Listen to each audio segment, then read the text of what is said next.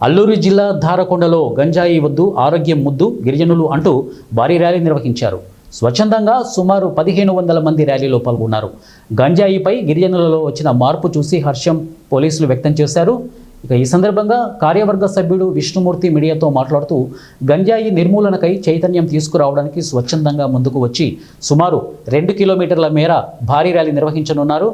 ఈ కార్యక్రమంలో స్థానిక సర్పంచులు, ప్రజాప్రతినిధులు, ఎంపీటీసీలు భారీ సంఖ్యలో గిరిజనులు పాల్గొన్నారు.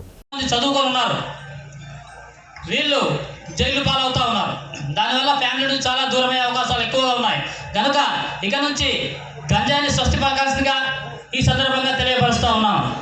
ఇదే విధంగా నేనైతే ఎవరైతే సిఐ గారు వచ్చినారో ప్రభుత్వానికి మా యొక్క విన్నపం తెలియపరచాల్సిందిగా నేనంతా కోరుతా ఉన్నాను. గంజాయి నుంచి చాలామంది దూరం తప్పుకున్నారు సార్. వాళ్ళకి ప్రత్యామ్నాయ పంటలుగా కాఫీ, మిరియాలు, జీడి మామిడి ఇలాంటి పంటలు ఏమైనా పై అధికారులు తెలియపరిచి మీ ద్వారా మాకు అందిస్తే చాలా వాళ్ళకు ఆర్థికంగా స్థిరపడతామని ఈ సందర్భంగా మీకు రిక్వెస్ట్ చేస్తామా సార్. అలాగే క్లాస్ ఇంటర్మీడియట్ అయి ఉద్యోగాలు లేక తప్పుదోవ పడుతూ ఉన్నారు.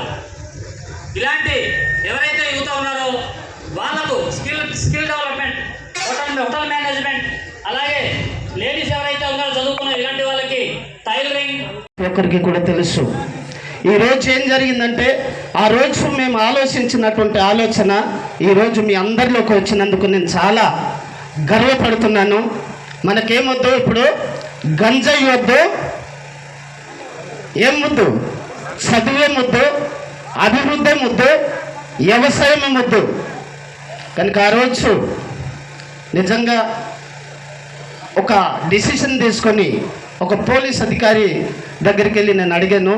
మన జీకే విద్య సిఐ గారి దగ్గరికి వెళ్ళి అడిగితే ఆయన ఒక సూచన ఇచ్చారు. అందుకే పెద్దల దగ్గరికి వెళ్ళి మనము సలహా సూచనలు తీసుకోవడం చాలా మంచిది.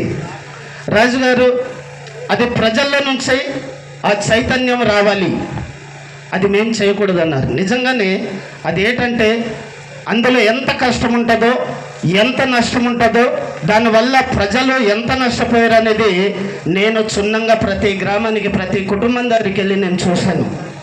ఈ గంజాయి సారు, అలాగే ఈ యొక్క గంజాయి చైతన్యం అనే ప్రోగ్రాంకి విచ్చేసిన ఈ చైతన్యం అనే ప్రోగ్రాంకి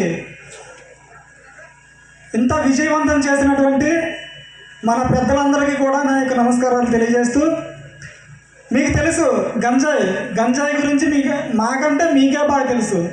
ఈ గంజాయి వల్ల మనకి జరిగే నష్టాలు కూడా మీకే బాగా తెలుసు. ఎందుకంటే పెద్దలు చెప్పారు, అది మాత్రం కరెక్ట్ విషయం. ఏంటంటే మైదానం నుంచి వచ్చి వాళ్ళేదో బాగుపడతారు. నిజంగా అయితే ఆ సూట్ కేసులన్నీ వాళ్ళకి, కేసులన్నీ మీకు. ఇది మాత్రం నిజం. ఎక్కడ చూసినా సరే వైజాగ్ జైల్లో ఇంచుమించు 1000 మంది ఉంటే, వైజాగ్ ఆర్లో జైల్లో ఆ 1000 మందిలో 800 మంది మన మైదానం, మన ఏజెన్సీ ప్రాంతం వాళ్ళు. అది కూడా ఓన్లీ గంజాయి కేసుల్లో అరెస్ట్ అయిన వాళ్ళు. అంటే చూసుకోండి, మీరు వాడు వేస్తాడు ఒక పైలట్ కింద 1000, 2000